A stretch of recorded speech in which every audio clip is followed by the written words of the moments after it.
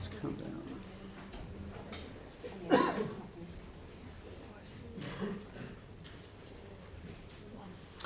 Order. Welcome to today's session of the Business and Trade Select Committee, scrutinising licences for arms exports to Israel. I'm very grateful to you ministers for joining us this afternoon, and you have brought with you some officials. Thank you very much to Kate Joseph, to Stephen Lillie, and thank you very much indeed. We're also very grateful for the presence today of our sister committees from the Foreign Affairs Committee, from the International Development Committee, and from the Defence Committee. We have with us Mr. Dessy, Mr. Ford, and Ms. Harding from those committees. And the matter before us could not be more grave. Our time today is very short, and there is a debate in the House about this matter on Monday. It's the duty of this committee, therefore, to make sure that the House goes into that debate as well informed as possible. And so to everybody on the committee, I would say that what is needed today is short forensic questions, and what we need from ministers today are concise and succinct answers. The questions that we explore today are before the courts. Mr. Speaker has therefore granted our hearing today a sub judice waiver so that we are free to roam where committee members would like to go. As in all things, ministers are bound by the ministerial code and its injunctions to be as open as possible with Parliament and to be mindful of the ruling of the 10th of July 2017, in paragraph 33 of the Judicial Review ruling, that political accountability and responsibility to parliamentary scrutiny is the essential component in the legality of our framework for arms export licensing. Everybody on this committee was appalled by the events of the 7th of October last year. We deplore the kidnap and the keeping of hostages and the wanton destruction and loss of life which has ensued. Minister Alexander, perhaps I could start with you. Thank you very much indeed for supplying the committee at 13:12 today with an updated set of statistics about arms export licences. I'm conscious that the information that your department has provided to the courts in the outline position statement of the 12th of November 2024 at paragraph 4 is probably more detailed than the information that you have supplied to the House of Commons. And so I'd be very grateful if we could write to you after this meeting just to seek more details about the nature of the arms licences which have been suspended and the nature of the licences which are still open. But is there anything you want to add just very briefly at this stage about which licences have been suspended and the nature of the licences that are still open?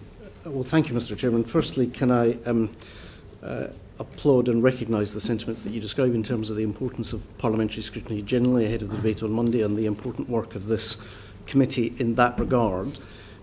What we inherited on coming to office on July the 4th was an imperfect system of data release, candidly, within the Department of Business and Trade. I know that that was a matter of some consternation in a previous session of this committee.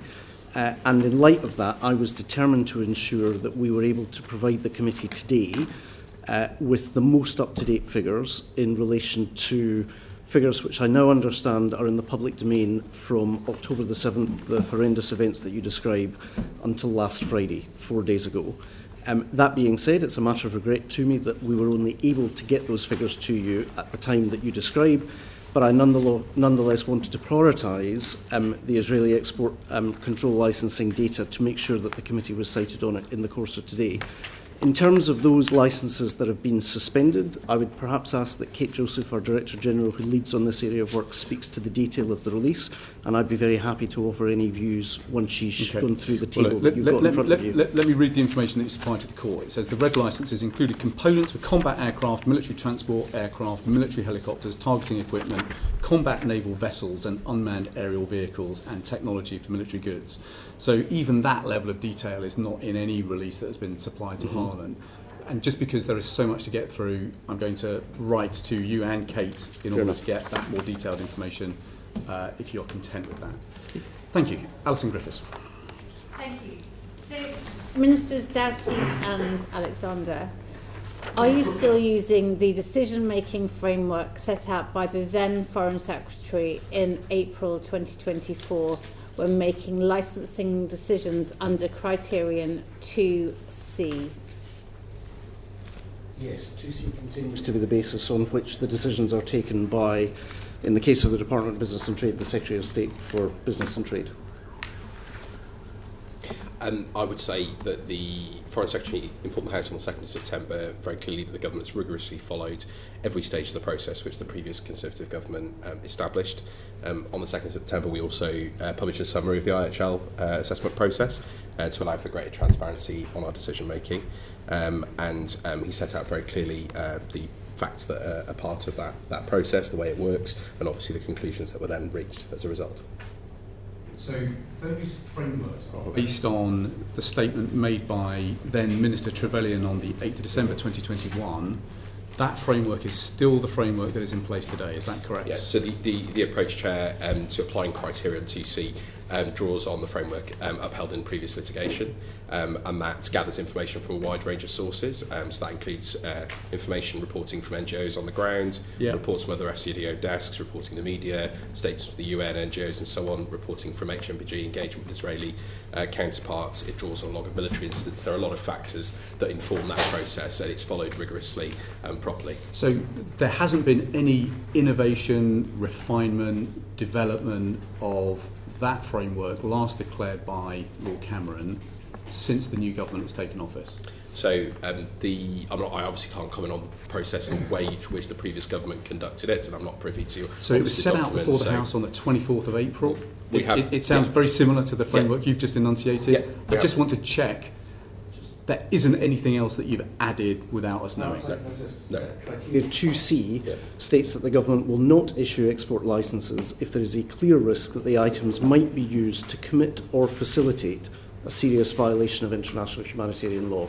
That's the basis on which the judgments have been reached. Perfect. And then we followed the criteria exactly as set out in the SLC so we're looking criteria. at 4 streams of evidence, and we're assessing Absolutely. Capability, and all of that and is balanced, compliance. Understood. Yeah. And so helps not had inform any decisions. innovations, Nope. development, refinement since the government's taken office. Perfect. Alison, anything else you wanted to add to that? Thank you. No? Charlie Maynard? Just to confirm, so the second stream is analysis of statements made by NGOs, international bodies and partner countries relating to Israel's adherence to IHL. Does that include the ICC and ICJ rulings? We consider, the important role of the ICC and the ICJ, as we would any other evidence. As they obviously haven't come now to.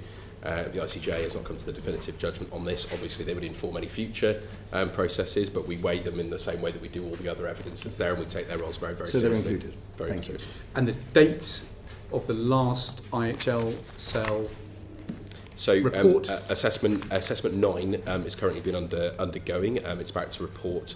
It'll be considered in due course by ministers, and then obviously the findings of that will be taken in due course. Okay. So that's 9. There's obviously been assessment 7, which was the one that triggered the 2nd of September suspension decision. That concluded. That was between 25th of April and 19th of June. The licensing submissions went up on the 24th of July. Assessment 8 was between 20th of June and 31st of July 2024, and the licensing submissions were on the 2nd of October. And as I said, assessment 9 is currently underway. Okay, so just the end date for assessment 8 was when?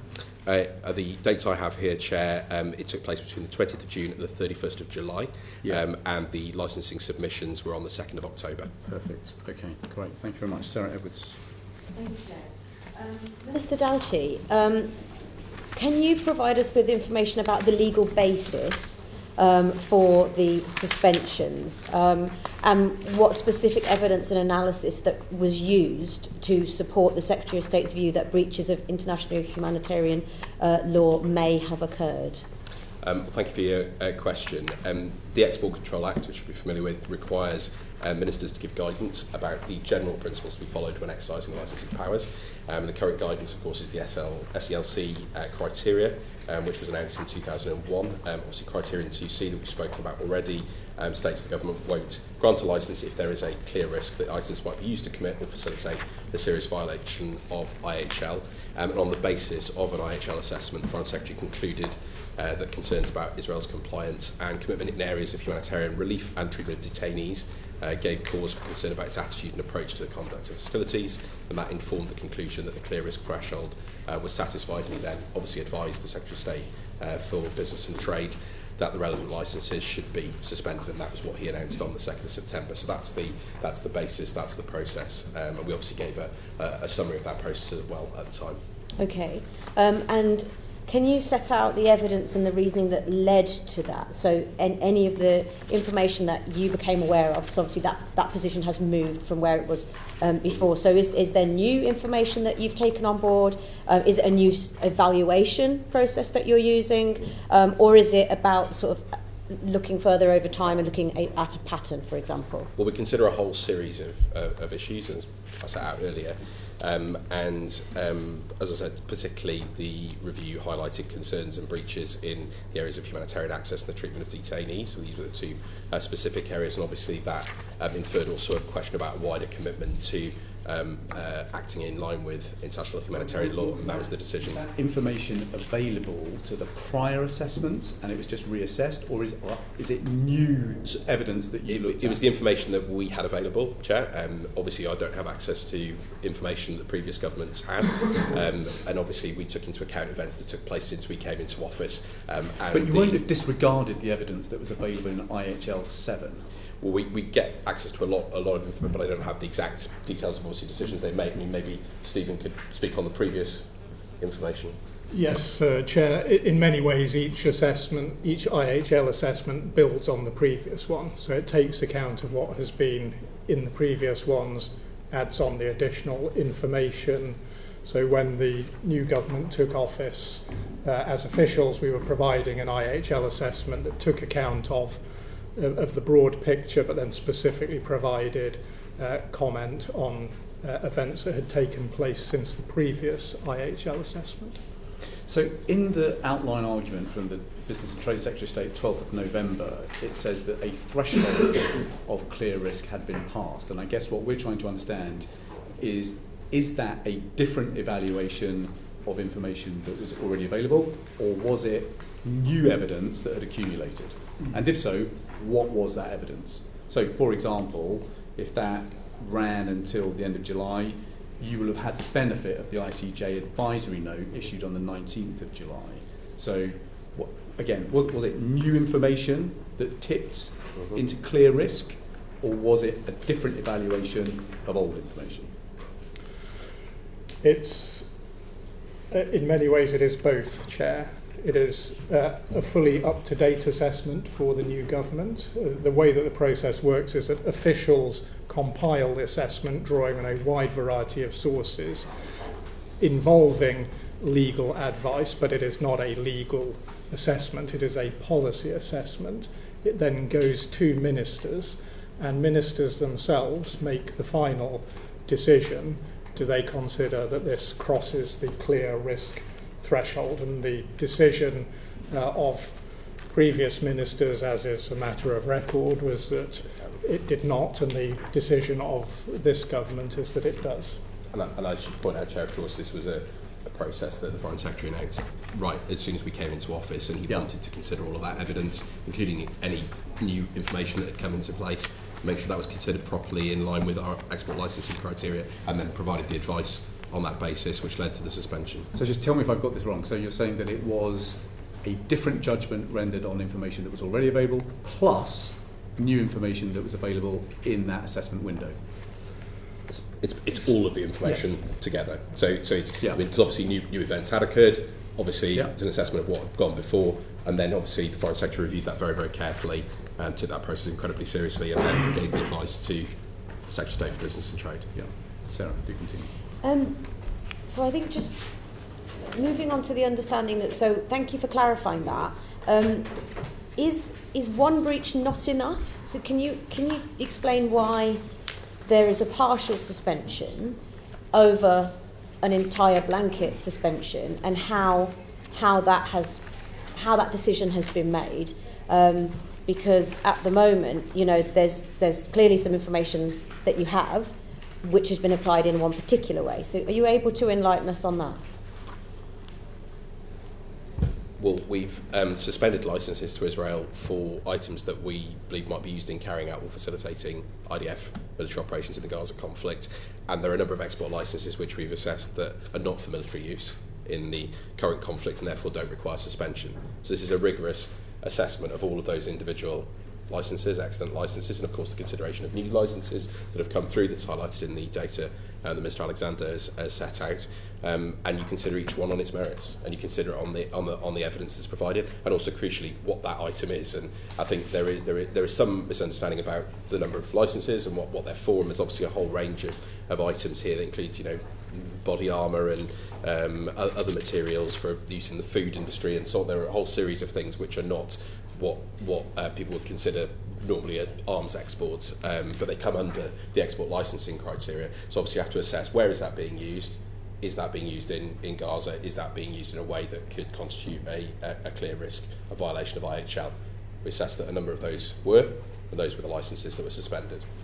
Okay. Can you give us an example of an export licence that you had allowed to stay open, where you came to a judgment that there wasn't a risk of an IHL breach? Yep, absolutely. There is, for example, some export licences relating to civilian use. That covers a range of products: food testing, chemicals, telecoms, data equipment. So there are a number of licences that wouldn't fall within the kind of items that drew us to concern about they might be used in that violation of IHL. And have you drawn a boundary around Gaza specifically? In the sense that... this was a consideration of those specific, but obviously we consider all arms export licences, all export licences in the round in relation to the criteria. So we consider all the criteria against all of them. Obviously there are some things that naturally don't fit within a grounds for either a refusal in the first place or a suspension at any one point. So are there any open licences still which relate to material that is being used in any way in Gaza? So there are currently no extant licences that we assess might be used to commit or facilitate a serious violation of international humanitarian law. So the question was different. That's subject, Chair, to the specific measures set out in Parliament, excluding exports to the Global F-35 programme from the scope of the suspension. So that's been are there stated. any open licences relating to material that is being used in Gaza? Not for military use. Not for military use, no. But for other use? Not that they would be in a way that's risking a lack of compliance with IHL. I understand that's our understanding of the current assessment. But obviously, there's a current assessment going on, and when that concludes, this is the whole point. This is a rolling process. We're constantly keeping this under review, and not just in relation to Gaza, of course, in relation to all of our export licences around the world. Yeah, but there are open licences for things which are being used in Gaza. I would say just to add that we know of. The open licences that remain, as the Minister has said, are for items that are for dual-use goods and have a civilian application, such as equipment for telecoms, chemical manufacturing and so on. Those are not licences that would be for use in Gaza. The licences that have been suspended are those that are for military use in Gaza. So it is possible that there are licences open for things which are being used in Gaza? So I don't think so. Not for military use. Or not If in you a like, way that would risk. The threshold and the boundary that has been drawn is military use in Gaza. And so if your question is implicitly, are there open licences which could be facilitating and allowing military use? That isn't my question. My question is really much simpler than that. My question is, are there licences for anything which is currently being used in Gaza? And Kate Joseph, you're saying not that you know of. So, as Minister said, the threshold that we've applied is for military use in Gaza, in line with the strategic export licensing criteria. So those are the criteria that we apply, and in line with those criteria, there are no extant licences for equipment for military use in Gaza. Otherwise, the situation is that there are extant licences that for Israel as a whole, and because that is not part of the assessment, because the assessment is based on the strategic export licensing criteria that we apply to each licence, the focus is on military use in Gaza. But it's not a complicated question. It's not a trick question. It is just, are their licences open for things that are being used in Israel? I think the answer I'm taking away is yes. Forgive me, is it Israel or Gaza? Gaza, I'm sorry. So are there licences that are open for anything that is being used in Gaza? And the answer is there could be. Not for military use, I agree, but it is possible that there are things that are being used in Gaza which are attached to an open licence issued by us. I don't think that these are I mean, I think the question is what things. It's not that's not the assessment that we make, and the items that we look at are items for largely commercial use or civilian use in Israel. Okay, Richard Ford. I wonder, aside from the strategic export licensing criteria, aside from that, when it comes to dual-use goods, what assessment is being conducted of possible use of dual-use goods in Gaza? That's entirely covered by the assessment that we make. So we don't make, when we receive an export licence, we look at whether it's a military or a non-military good, but we apply the same criteria in assessing each export licence in terms of whether it's a military good or non-military good. So that will have been part of the assessment process. On that point, you're describing a process which is looking at export licences across the whole GOMAT then? It's not just purely Israel and Gaza you're looking at, so you're constantly reviewing, I assume, elsewhere conflicts such as the one that the Saudis are involved in. This is not a process that's designed specifically for Israel, is that right? Yes, that is correct. But we have a specific process that we follow to assess compliance with international humanitarian law in Gaza for Israel that Minister Doughty has set out. So if you like, there's a policy focus specifically on Gaza, and in that context, arms export licences and the operation of the CELC in relation to Israel. But you're absolutely right in saying the international humanitarian law compliance assessment process, of which Minister Doughty spoke, while it sits within the FCDO, was set up to advise on international humanitarian law in this conflict, following a methodology established in light of the judicial review of arms exports to Saudi Arabia during the Yemen conflict, known as the CAT judgments, after the claimant in that judicial review campaign against the arms trade. So, if you like, the CELC framework is general in its application. The methodology that is used in relation to the international humanitarian law assessment reflects the judgment in a previous judicial review case in relation to the conflict in Yemen. Okay, thank you. So, just to finish off this question, can you just, Mr. Doughty, take us through the chain of reasoning that took you from the Foreign Secretary's judgment that there were two grounds in particular for suspecting IHL lack of compliance to a decision to suspend? Just talk us through that chain of reasoning that was followed. I mean, essentially, it's that, the CELC produces the evidence, they consider all those points that I raised previously. The Foreign Secretary then is given a submission that sets out the assessment of the risk and whether they believe that there's a risk, and then he takes a judgment on that and then writes to the Secretary of State for Business and Trade to set that out, and that led then to the decision which suspended those licences. So it's as straightforward as that.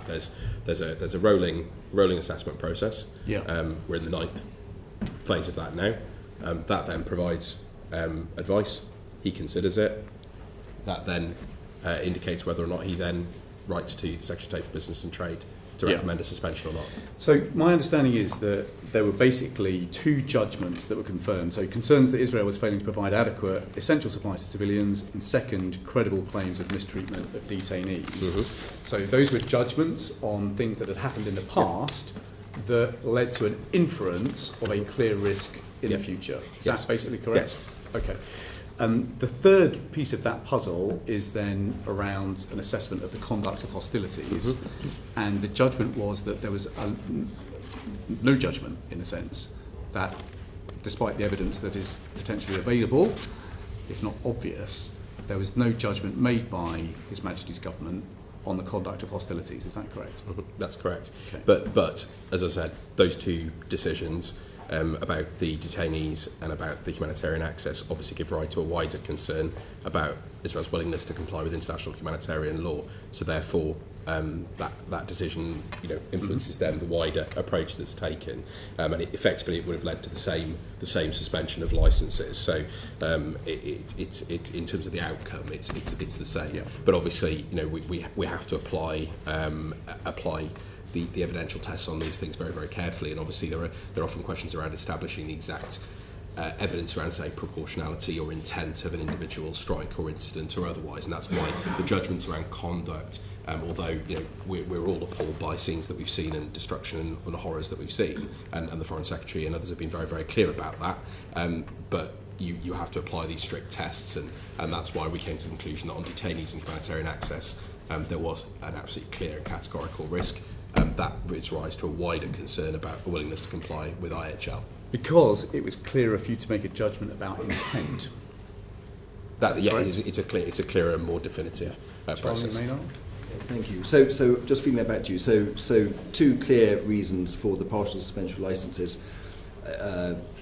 Failure to provide adequate essential supplies to civilians, and credible claims of mistreatment of detainees. Mm-hmm. Yes, that's just to correct. It's not a partial suspension of license. There are some licences that have been suspended and some that haven't, Agreed. And that's based on assessment of each individual licence. Agreed. So, as of the 30th of September, the UN has stated its UNITAR, United Nations Satellite Centre, has stated there are 163,778 structures in Gaza. 52,564 of those structures have been completely destroyed. That's 32% of all buildings in Gaza have been destroyed. Another 18,900 severely damaged, etc., etc. Yeah, we have tens of thousands of people dead, and yet that does not qualify as a reason. So we're very clear, in the scale of destruction that you describe. I mean, it is appalling. At the level of civilian deaths, completely unacceptable. That's exactly why we called for an immediate ceasefire. It's one of the first things that the Foreign Secretary did, and has consistently raised, along with other ministerial colleagues, concerns directly with the Israeli government and colleagues, and why we've had so much engagement with partners across the region. What I will say is that it's always very, very challenging, and this does get into technical detail for a non-party to the conflict, because obviously this relies the assessment of, say, proportionality and intent. We can all, reach our own views around this, but in the end, that requires some understanding about what was going on in, for example, the targeting process or the decision about proportionality. So therefore, third parties often don't have access to that full picture of operational information that would allow you to reach a definitive judgment. £2,000 bombs in an urban area. I mean, does that not send its own message to you about the inadequacy of a targeting framework? As I've said, it's very, very clear to us that the definitive judgments we've been able to reach in those first two areas give rise to a wider concern about willingness to comply with IHL. So that's very, very clear. But nothing yet in the conduct of hostilities gives rise to the same judgment. Well, I think we all have very, very serious concerns, and what we've all seen, and we've all seen in this committee. But as I said, there's a technicality here about the way in which these processes do, the way the assessments are done, and the way in which then that those inform. But as I said, the actual outcome of this is the same. The licences were suspended. I appreciate that, but there's a moral judgment as well. Yeah, so I presume you are comfortable with the UN satellite imagery. You also have RAF flights. You've had hundreds of RAF flights flying over Gaza on a daily basis, so you can see the day-by-day destruction. Maybe if Lord Coaker just wants to say about the RAF flights. Sure, well, let me maybe finish my sentence. So I'm just trying to probe further as to why this doesn't qualify and why this is such an unknown, because you're seeing RAF flights, I think they've been flying over since, I think, more than 12 months now. So you're seeing day by day the destruction. You know it's more than 50,000 buildings destroyed. Why is this not qualifying as a criteria to stop doing this? And how are these buildings being knocked down? Because presumably it's by these planes dropping bombs. So the reference is the BBC report of the 25th of October. The Royal Air Force has flown hundreds of surveillance flights over Gaza since last December, reportedly using Shadow R1 spy planes based in nearby Cyprus. I think the point that's being made is that we haven't got a shortage of information that is available to you about the scale of destruction. No, I mean it's just. I mean just to say the purpose of the RF. I understand the point you're making is about the general picture, the horrific picture that it paints with respect to Gaza. I understand that. Just to clarify, the purpose of the RF flights was to look for the hostages and to see whether the hostages could be found by the use of the surveillance planes. That's the whole purpose of the RF planes. Okay, following up on that, does that mean you're not analysing them for any other reason?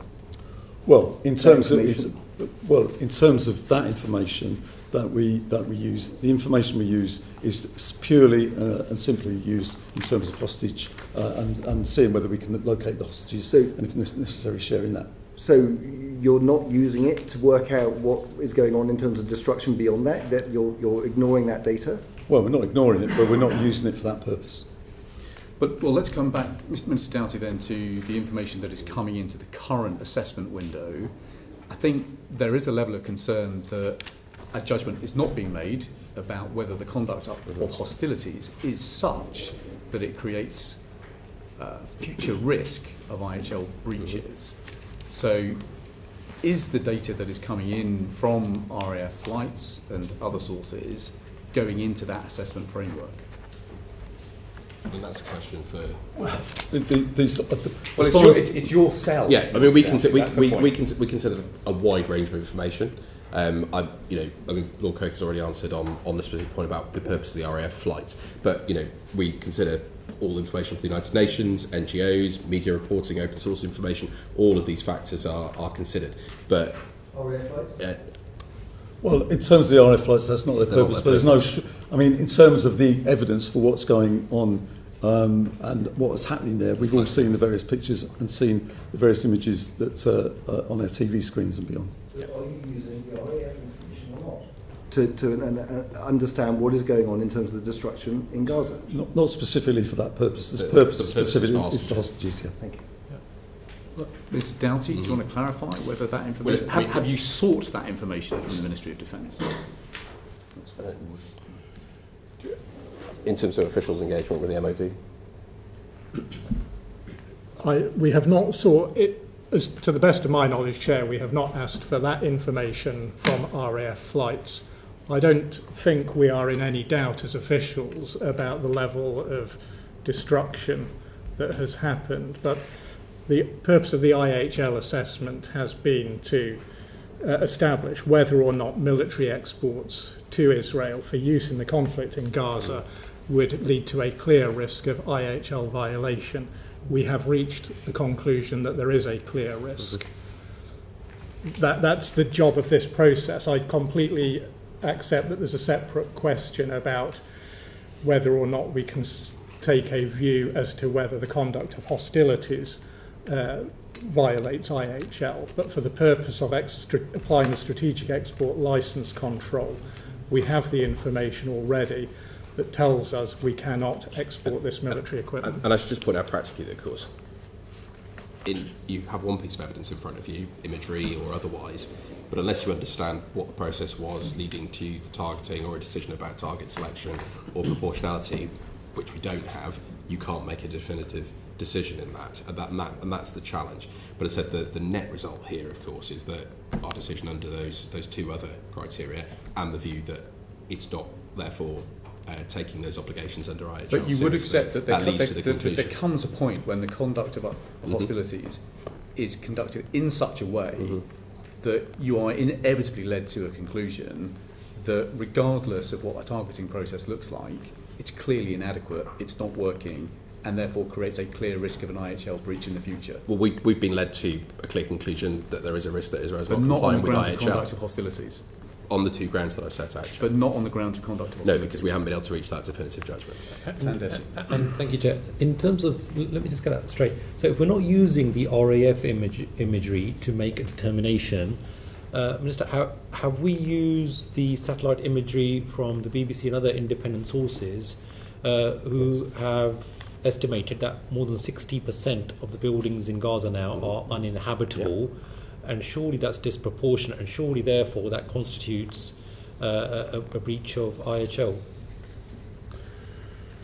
I mean, we as I say, we are not in any way disputing the level of destruction caused, and we're not in any way taking that lightly, but part of the challenge we face is around the nature of international humanitarian law, which is a relatively flexible body of law which has a threshold that is much higher than many people appreciate.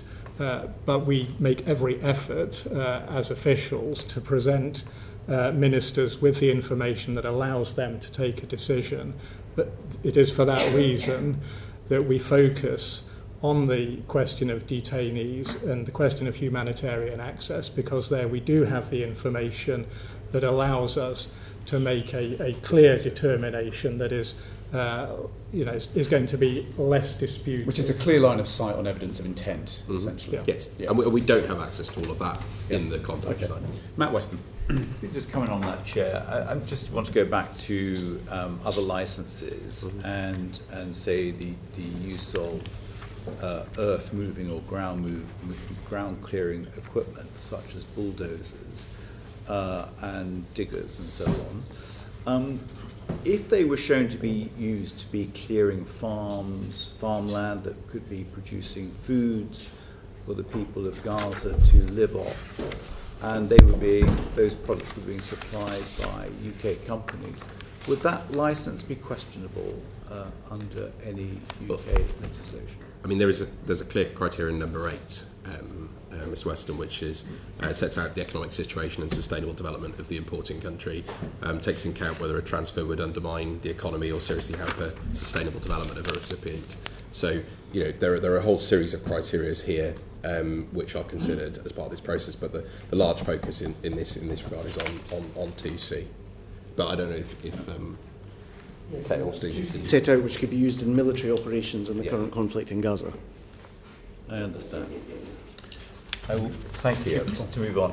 The government stated in the High Court that a team within FCDO had reached the conclusion that there was insufficient information to decide either way in 411 of 413 incidents against international humanitarian law that have been considered. That's 99.5% of all cases, just the 2 that the government has found to have been to challenge the law.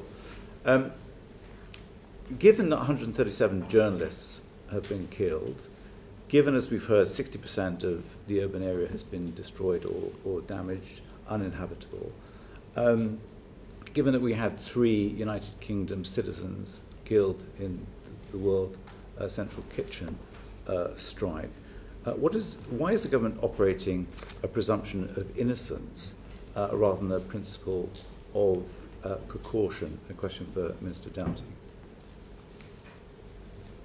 Because, and again, without in any way making light or suggesting that we don't take those cases very seriously, the way that the clear risk criterion operates under the strategic export licence criteria is we have to have concrete evidence that IHL is being violated, and it is a reality that deaths and destruction do not automatically equate to IHL violation. IHL is the law of warfare, and it involves those things. But as we have said, there are many other reasons, there are 2 other key reasons why we doubt Israel's commitment to comply with IHL, and that allows us then to apply the clear risk criterion. And that is our responsibility now, is to ensure that military equipment does not go to the IDF for military use in Gaza. And we could, if we had the evidence, we could come to that conclusion through a different route, but we have come to it through the most direct and most robust route that we can. So what attempts are you making we just talked at some length really about the use of RAF spy planes. It seems that we've got some information, it might be in a different department, but there is information available to the UK government. What other sources are you using to help you in that determination of the 411 instances? So I'm thinking organisations, open source organisations such as Bellingcat, for example, and the United Nations Satellite Centre. I mean, again, it's that absence of understanding the intent and the decision-making process on the other side. I mean, I should just say on the World Central Kitchen incident, I mean, it was utterly appalling. We said so. The Foreign Secretary's obviously engaged with the families of the British aid workers who lost their lives in that incident, and we've obviously raised this on a number of occasions directly with the Israeli government. So, but the having one piece of information doesn't mean you have the definitive full picture, and in some ways that reflects the answer that we gave to the chair a few moments ago. But Minister Doughty, I would suggest that the intent, and this is where trained eyes that I don't have, looking at this evidence, would be able to determine that that was intentional to take out that residential building or to destroy that farm or whatever, because you can tell by the nature of the debris that is left behind, because of the nature of the device that's been used. Isn't it clearer than we're making out? Without that full picture, without understanding what was going on the other side, you cannot have that definitive judgment, and that's the difficulty. It doesn't get away from the horror or the evidence that you see before you, that we can all see with our own eyes, and that's what very much we reflected when we spoke about that tragic incident and so many of the other tragic incidents. But in terms of the very specific processes that we have in terms of those criteria and how they're assessed, that's the challenge. If you're dropping a £2,000 bomb into a densely urban area, I mean, what do you need to understand about the intent in order not to come to a judgment that that was just completely wrong? But I mean, there's a question of saying it is completely wrong versus saying, is it a violation of international humanitarian law?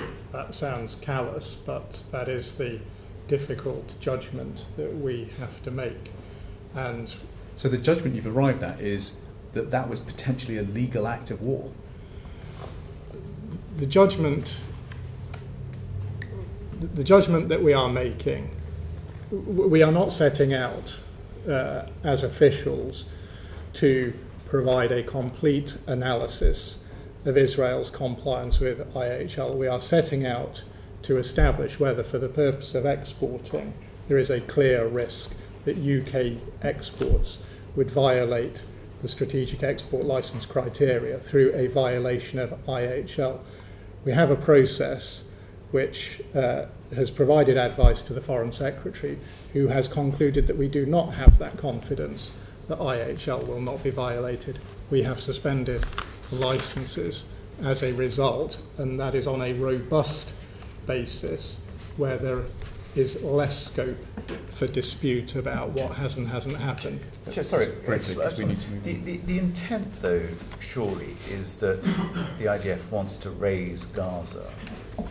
The Israeli ambassador to the UK even went on record and said, what did the UK, what did Britain do to Dresden? And therefore the logic of that is that they want to flatten and destroy Gaza. That is not what we support, is it? Well, no, because we support a ceasefire. And that was the first thing that we did coming into government. And we commissioned this review. We've made sure that we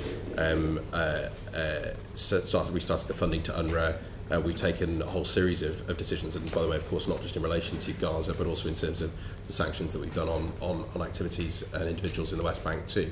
We're the first call for a ceasefire in Lebanon. So we've had a very, very consistent approach that we do not believe that this conflict is a way to solve any issues between Israel and Palestinians or Lebanon or anybody else. This is a very, very clear position of the government, and we've argued for a ceasefire from day one. So of course we don't support that. Very briefly, Sarah Edwards. Thank you. So just on that point, so on the 12th of November, the Secretary of State said that Israel is not committed to comply with in international humanitarian law. That was the decision that was made. Therefore, under Article 7 of the Arms Trade Treaty, it doesn't talk about this clarification of intent, it talks about could be used. And that's the key word, could be used for serious violations of international humanitarian law. So I'm just struggling to understand how this is about the prediction of its use, not, as you have formally stated, whether or not you can verify it has happened. So I'm just drawing your attention to those two paradoxes. Well, I mean, we're confident that the decisions that we've taken are compliant with all of our international legal obligations, and that includes a range of the measures. And fundamentally, we're applying the strategic export licensing criterion 2C, and those are the basis on which those decisions have been made. Okay, very good point. How do the recent ICC arrest warrants impact your assessment of these export licences, Directorate? Well, obviously we respect Mr. Boynton, the independence of the International Criminal Court in investigating and prosecuting the most serious crimes of international concern, parties to the Rome Statute. We take our obligations to that very, very seriously, as we do to the role of the ICJ too. In terms of the specific issues in relation to the SCLC, we will continue to take account of all of the relevant information. And the International Criminal Court's ruling, of course, is consistent with our own assessments that there is a risk that relevant exports might be used to commit or facilitate violations of international humanitarian law. So we take it as we do with all of the evidence that's provided. Because you said there's an ongoing assessment just now, so that would be part of that all the matters are considered as part of that rolling assessment process. It was touched on earlier, but how were the ICJ advisory opinion and the associated professional measures, and also the US State Department report of the 10th of May, and the administration's threatened to suspend Westbound shipments, how were they taken into consideration, the government's decision to keep the large majority of export licences open to? Again, we just have to go back to that principle that we consider each of these licences on their own merits, and then whether they comply with the strategic export licensing criteria. So each licence has been looked at. Can I just perhaps clarify for the benefit of the committee? In the information that we've shared with the committee today, over half of the licences are non-military, and less than half of the extant military licences are for the IDF. So the perception that if the licences per se are open, notwithstanding the judgment of the Foreign Secretary and the decision of the Secretary of State for Business and Trade, I wouldn't want to leave the misapprehension that these were military goods, certainly military goods directed towards the conflict in Gaza. Okay. And so more broadly, what discussions and information exchange are taking place between our allies, given Israel's actions, and, in terms of monitoring on the ground? How do we take into consideration what from other allies are seeing and are acting? Each country has its own domestic export licensing processes, and each country has different legal systems. There are different processes in place, and there are going to be different judgments taken in different places. But we regularly discuss these issues with our allies all the time. The visits that we're taking within the region. I was discussing these issues with King Abdullah and fellow NATO members at the NATO summit, the Foreign Ministers Summit just last week. So, all of these matters are under consideration all the time, and we discuss them as we would any other matter with allies. Okay, Antonia Banks. Thank you, Chair. To Minister Doughty, according to the government's opening statement to the judicial review, the September ministerial decision on licences followed an assessment by the Foreign Secretary that Israel is overall not committed to compliance with international humanitarian law in Gaza, including in the conduct of hostilities. Why did this not lead to a suspension of all arms exports? For the very reasons, Ms. Banks, that I've set out, which is that each licence is considered on its own merits. As Minister Alexander set out, a substantial number of these are not for military purposes, wouldn't even have any relevance or relation to Gaza. So they have to be considered on what they are, what they're used for, and that's the decision that was taken. Are there any red lines that, if Israel crossed, would lead to the suspension of all licences, regardless of their end use?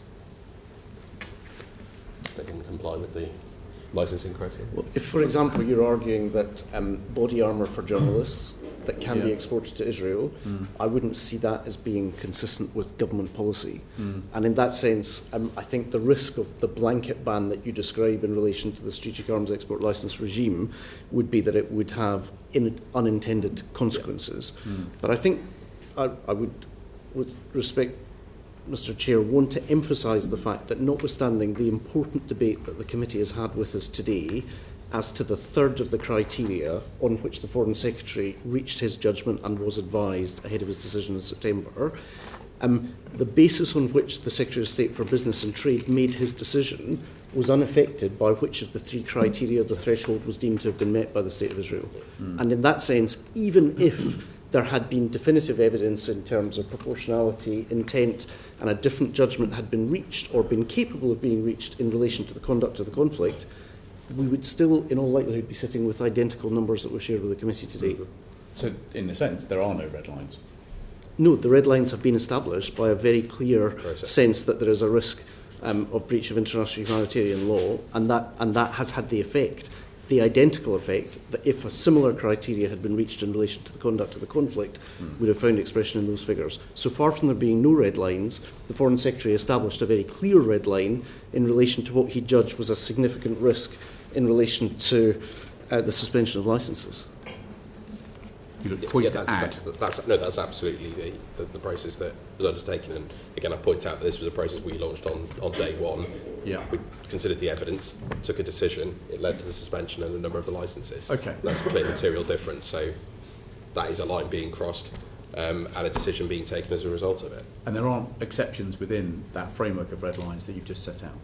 When you describe exceptions, when you draw or sought to draw a distinction between moral and legal responsibilities, I sought to evidence earlier, the basis on which the Foreign Secretary is advised and then seeks to reach his judgment is set down very clearly in terms of both criteria 2C, which states that the government will not issue export licences if there's a clear risk that the items might be used to commit or facilitate a serious violation of international humanitarian law. That's very helpful. So that affects the licences. Yeah. But in terms of the judgment that the Foreign Secretary reaches, that is informed by the criteria that we've sought to share with the committee. And notwithstanding the interest and natural revulsion at what we've witnessed in terms of the conduct of the conflict, it is very clear in terms of the steps that the assessment cell and then the Foreign Secretary is obliged to make on the basis of the previous judicial review case. But this is very helpful. So there's an assessment of the risk of an IHL breach, and that then comes to you, and you have then got a framework of red lines that you've just set out. You've just said that framework of red lines are in 2C. There's an assessment that informs the Foreign Secretary's opinion. Yeah. The Foreign Secretary then writes to the Secretary of State for Business and Trade, who then makes a judgment and determination in relation to licences. Yeah, and that's the framework. Yeah. Okay, thank you. Monica. Minister Doughty, there is no basis in the strategic export licensing criteria to permit export licences for partial compliance with international humanitarian law. But the decision to suspend some licences implies you judge only partial compliance with IHL. How do you square this with your framework for assessing applications under criteria 2C? I'd go back to the point I made earlier. It's not partial suspension or partial compliance. It's that we decided to suspend a number of the licences, of all the licences, because some of them were not directly related to either the conflict or were items that have been described, or indeed we didn't judge them to be at risk of violations of IHL. The ones that we believed have been suspended. And indeed that's the criteria that's used for considering the new licences and the data that you've been provided. So it's the point I was trying to make earlier, which was as soon as the Foreign Secretary reached a determination that there was that risk in terms of a breach of international humanitarian law, the effect of that in terms of the judgment that was then made by the Secretary of State and the Department of Business and Trade was identical to if there had been other grounds on which the Foreign Secretary had reached the same judgment. Yeah. Okay. So we've got clear assessment of a potential breach of IHL. We've got a clear framework for basically suspending licences where that breach takes place, which brings us to the intriguing mystery of why F-35 parts are still being allowed to be exported. Rosie Writing. And can you confirm that the government is reviewing the F-35 exemption? And if so, what is the scope of this review? I'm so sorry, I missed the first part. That's okay. Can you confirm if the government is reviewing the F-35 exemption and what is in the scope of this review? The government is not currently reviewing the criteria. We've set out very clearly in our advice to the Business Secretary and to the Foreign Secretary why we thought it important that F-35 components for particular reasons were exempted from the licence regime. There are always discussions that go on, but there is no particular appetite anywhere for changes to that. It's been discussed at official levels. It requires international agreement with all the partner nations that are part of the F-35 international collaboration agreement. No doubt those discussions will continue, but as it stands, the desire for us to be exempted because of the nature of the international collaboration that the F-35 programme represents is why we'll continue to advise that we should exempt components from the licensing regime. So there's no review underway of the F-35 carve-out? If I could just sort of contextualise that slightly. Before you do, Mr. Lillie, I just want to confirm with Minister Alexander that there is no current review underway of the F-35 carve-out. Well, there's always a review. As I say, there's a constant review going on at the as we carry on. We look at various programmes, and the F-35 will be part of that as a review. If what I would say, Chair, is that as we do every time we do an IHL assessment, we then provide new advice in the light of that on the suspension, and as part of providing advice to the Foreign Secretary to give to Secretary of State DBT, we will need to advise him on whether to maintain the suspension of licences, and we will need to, as part of that, provide advice on how the F-35 fits in, and that will need to take account of whatever up-to-date information we have, which is not to say that it won't reach a different So in a sense there is a review underway because you're in the process of updating your IHL. Yes, so review with a small r is how I would characterise it. So look, we just need to try and understand a little bit more about what is being exported here. So as you'd expect, we took the step of writing to Lockheed Martin to ask for evidence ahead of this session, and I received their reply last night. Lockheed Martin say that they are not authorised to release information about the programme without the approval of the Joint Programme Office, and the US Department of Defence has advised that any questions the committee has about the programme should be directed to the US government. Now, I would prefer not to do that, so we're going to ask you the questions, Minister Coaker, and Tom Dessy is going to lead the questioning. Thank you very much. Before I come on to the F-35s, Minister Alexander, I know that I just wanted some clarification on context.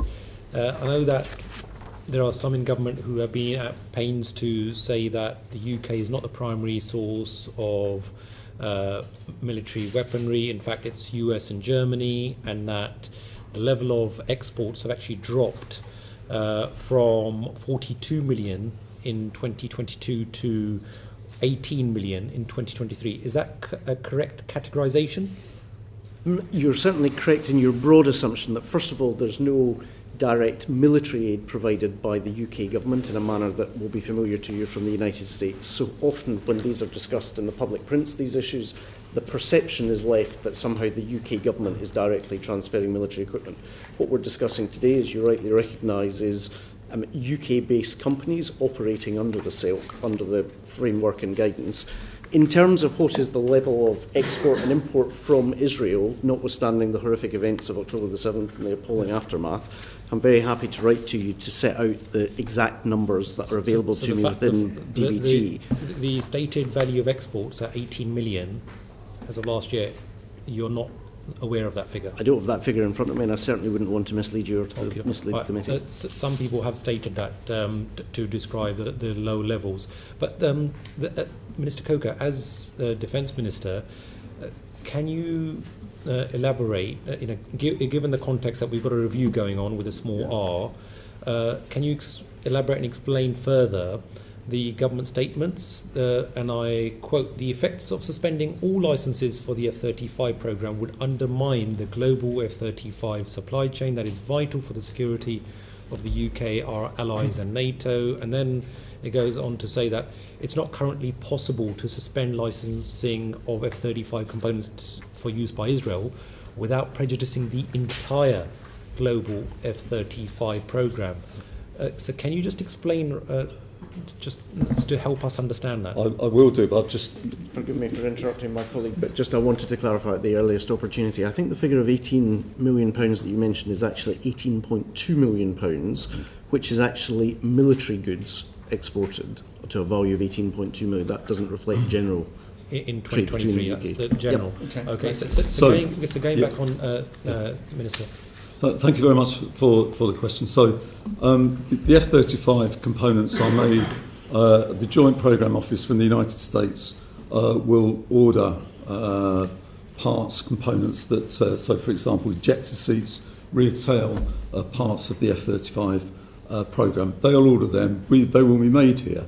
They are then exported from the UK to the US, either to assemble the aircraft or to become part of the global pool of parts.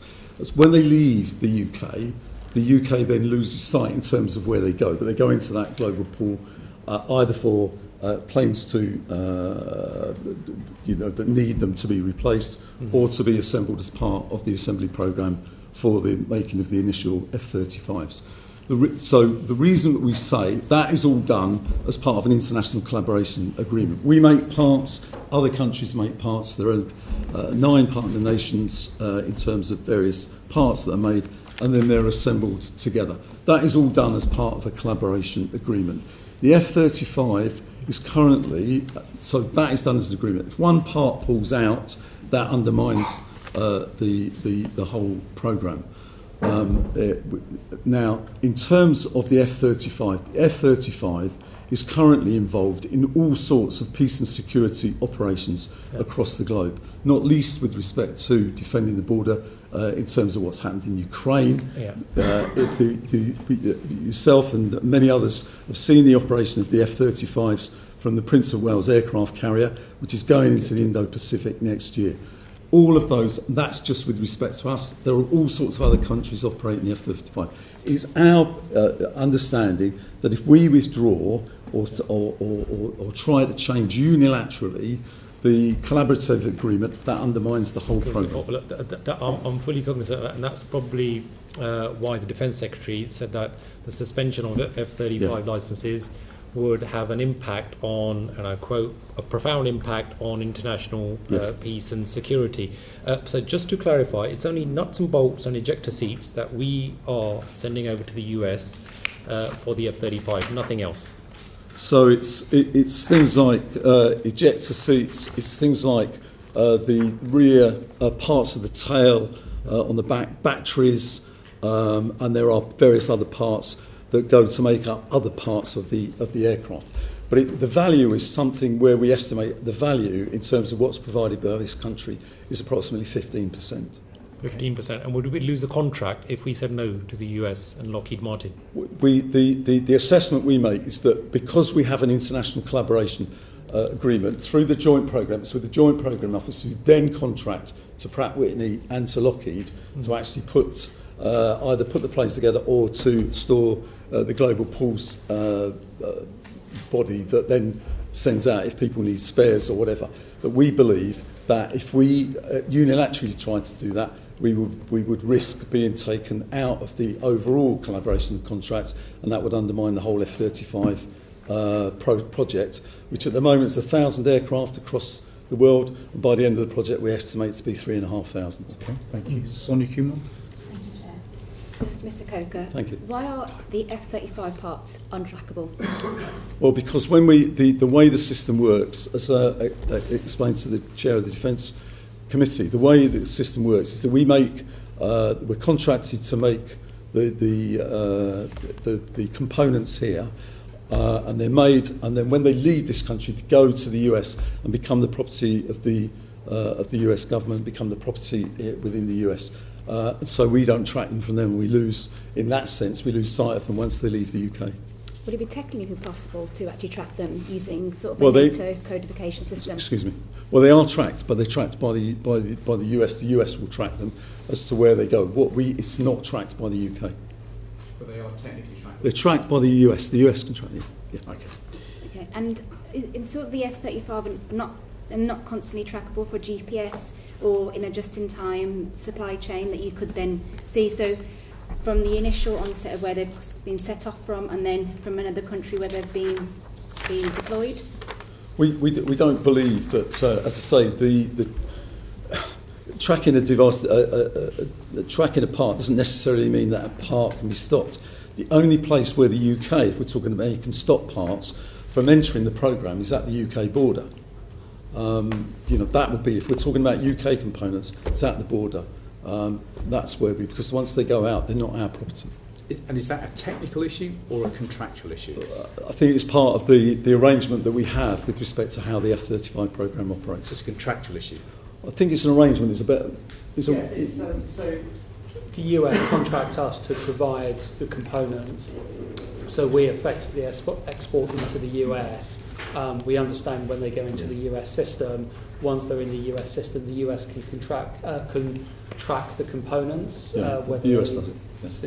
Whether they go into building an aircraft or they're into the spares pool, but the UK's got no ability to influence where they go once they're within the US system. And we contractually. Yeah.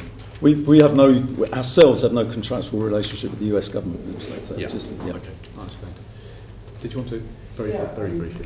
It seems that our contractual responsibilities to Lockheed Martin are trumping our responsibilities to international humanitarian law.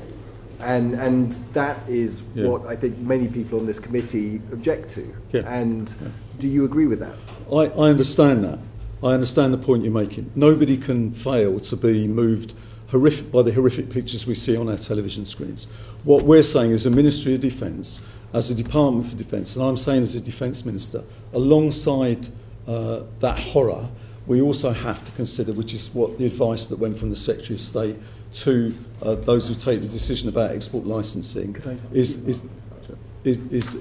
the programme that the F-35 is part of, which delivers peace and security in many parts of the world and defends our freedom. And we have to make those judgments, and they're tough judgments to make. So I'm not saying I'm not going to put that against that. I'm just saying these are considerations that we're going to come back to the framework within that judgment is made in a moment. But Sonia Kumar, do you want to just finish that point? Sorry, come back. Yeah. So what sort of measures have been put in place to ensure the integrity and security of the F-35 supply chain, particularly with unauthorised transfers of parts to non-partnered nations? Well, our belief is that the US, the rules and regulations that the US will put in place will prevent the unauthorised use of the parts that we provide. And the US operates according to rules and regulations. It's not free for all with respect to that. They have their own standards, and that we sell into that market, and that's where we believe that those sorts of things that you're concerned about will be dealt with. Okay, so technically possible. It's not contractually done, but the legality is a question that Antonio Banks is going to pose. So can you tell me what the legal basis for the exemption of components for the F-35 programme is, please? Well, in the strategic framework that my colleagues Mr. Alexander and Mr. Doughty have laid out, there are opportunities for case-by-case exemptions to be made. If you look at the strategic framework, when it was put by I think it was Minister Trevelyan in 2021, she laid out that, of course, notwithstanding the strategic export licensing criteria, that there were actually the ability to, on a case-by-case basis, where it was necessary, you could take into account all of the relevant information available at the time when a licence application is considered. And this is just supremely important. Yeah. That is the legal basis on which this carve-out stands. Well, it stands on the basis that it is legal for us to act in a way in the way that we are, because laid out in Parliament was the ability to have a case-by-case application applied to different licences. Okay. This is the first time it's been used? As far as I am aware, and if I'm wrong, I will be corrected by anybody else who knows. Yes. Yeah. Perhaps I can offer some assistance on the criteria and the basis on which it was used in the written ministerial statement that introduced the criteria in 2021, about which the committee has already spoken. It was set out explicitly by the then Secretary of State that the application of the criteria was without application to specific cases of specific measures It is under that provision that the Secretary of State has announced to Parliament in a statement of the 2nd of September the departure from the silk and exclusion of the F-35 licences from the scope of the suspension in that case.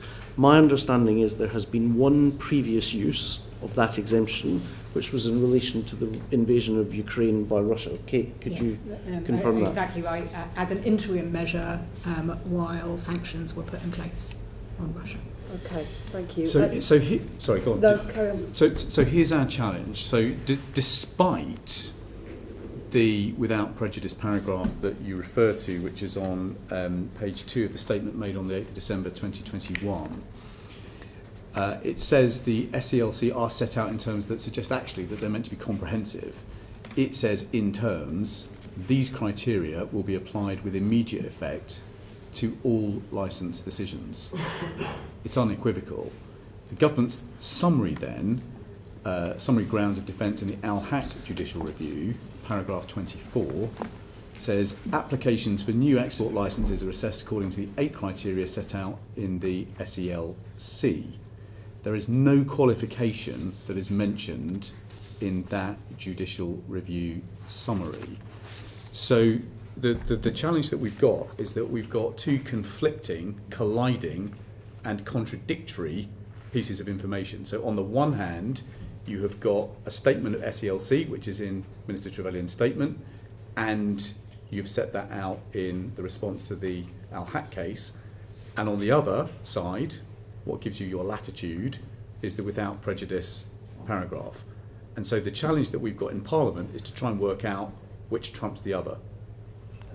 Of trumping one or the other, it's reading. Well, it is, because you've carved out the F-35 Forgive me if I can programme. finish the answer. It's to read the complete statement offered by Minister Trevelyan to the Commons at the time, in which literally she used the phrase, the application of these criteria will be without prejudice to the application of specific cases of specific measures as may be announced to Parliament from time to time.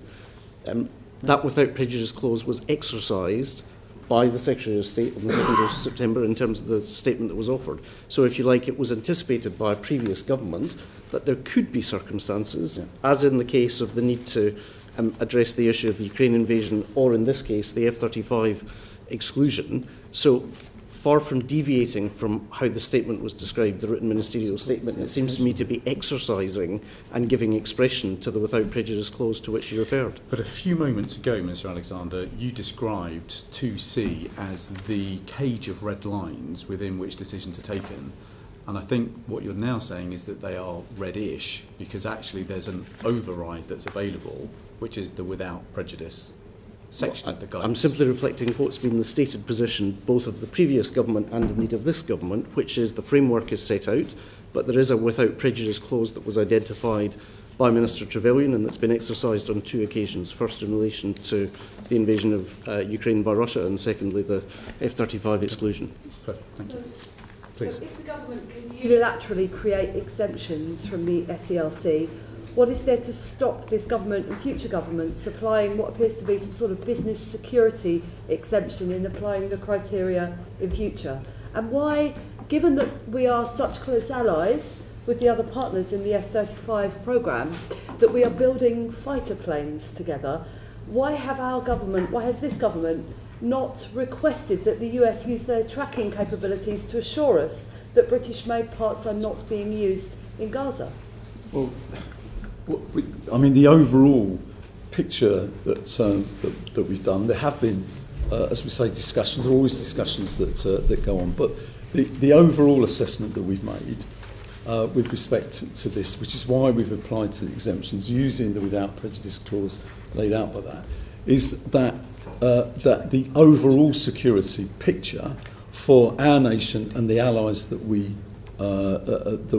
stand with, given the increased conflict and the increased dangers that we face in the world, require us to apply the exemptions and the without prejudice that Minister Trevelyan has laid out in that statement. The Minister is on his feet, and so there is a danger that we have a vote called very quickly. So let me just move on from 2C to 1B. So, as you'll know, 1B of the criteria says that the government will not grant a licence if to do so would be inconsistent with the UK's obligations under the United Nations Arms Trade Treaty.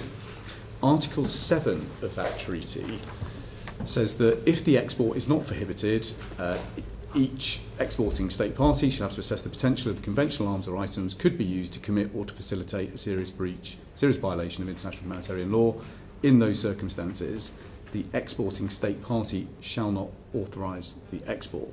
So we've gone through to see with a fine-tooth comb, but given what was said at the top of this meeting about the breach of humanitarian law that the government has accepted, given that that has triggered a decision to suspend some arms licences, please can you tell us how your decision making on F-35s is compatible with the obligations on you under 1B and the Arms Trade Treaty? Minister Doughty. We're absolutely convinced that we're complying with our international obligations. Help I'm us not square going to this comment circle. on the ongoing process in the judicial review. We've got the whole criteria here. We've got the obligations. Minister Alexander's read out the explanation with the prejudice clause, and Lord Coaker has explained the situation in relation to the F-35s and why that exemption was necessary. So that's all I can say on this at this time. Well, you have a sub judice waiver, you're protected by the privilege of Parliament, and it would appear to us that, given your assessment that there is a serious risk of a breach of international humanitarian law, it's difficult for us to understand how you're honouring Article 7 of the Arms Trade Treaty. So we would like an explanation of why you think you are acting in line with what seems to us a very clear set of prescriptions in the Arms Trade Treaty. I mean, as I said, I'm not going to get into the detail of matters that are arguable. Well, I'm asking you for the detail. Yeah. And parliamentary scrutiny and, yes, and accountability to absolutely. Parliament is a critical bit of the Completely legality of your decision taking. Absolutely, completely understand that, Chair. But we have a series of obligations, as you say, under the Arms Trade Treaty, under our own criteria and others, that are all considered as part of this process. And the advice that we received, those are consistent with the decisions that have been reached. So that's the position. And I can get into individual clauses in the Arms Trade Treaty or other items, but I don't think it's helpful for us to litigate that process here. But we're convinced that there is a very clear basis here for the decisions that have been reached, and that was the advice that was provided. Of course, there's a range of departments involved in these decisions. That advice has been provided to the Secretary of State for Business and Trade. The Secretary of State for Business and Trade has considered those matters and has taken the decision in relation to the licences, including the exemption that Lord Coaker has explained the reasons for. So that's the process. It's got many parts to it, and that's been provided and the decision's been taken. Well, it's great that you're convinced, but I'd like to understand what the basis of your convictions is. It's the basis that we've considered all of the legal instruments, all of the considerations that Lord Coaker has set out and that Minister Alexander has set out. And that's the decision then that's reached. It's reached on the totality of all of the evidence that's provided, the legal advice that's provided, the information from all those different pieces of information that are provided, and the wider context that Lord Coaker has set out. And then that's taken a holistic decision. The Secretary of State then takes that decision. But the Arms Trade Treaty is really clear. It says that if there is an overriding risk of an international humanitarian law breach, the exporting state party shall not authorise the export. Your guidance says, criterion 1B, the government will not grant a licence if to do so would be inconsistent with the UK's obligations under the United Nations Arms Trade Treaty. In your submission to the courts on the 15th of November, it says in black and white that the government accepts that the F-35 exports may be used to breach international humanitarian law. So you've said it yourself, and I cannot understand how you can see it as compatible with your obligations under the Arms Trade Treaty. We've set out the case, we've set out the reasons for the decision, the totality of all of the legal obligations, the context on the ground, and the reasons that Lord Coaker set out has been considered. It's been considered in the round, and that's what the Secretary of State for Business and Trade has made the decision on the basis of. Okay. Well, there is a vote in the House, and so this sitting is suspended. If there was a case of Saved by the Bell, I think this is it. I'm not convinced, Minister Doughty, by your explanation of the UK's compatibility between this decision and the Arms Trade Treaty, I'm afraid. And that will obviously be debated in the House on Monday on the basis of the transcript that we have seen. But you have presented your evidence before us today, and that is on the record. Thank you to all of our ministers for coming along. Kate, Stephen, and colleagues, thank you so much for being here. That concludes this session. Order.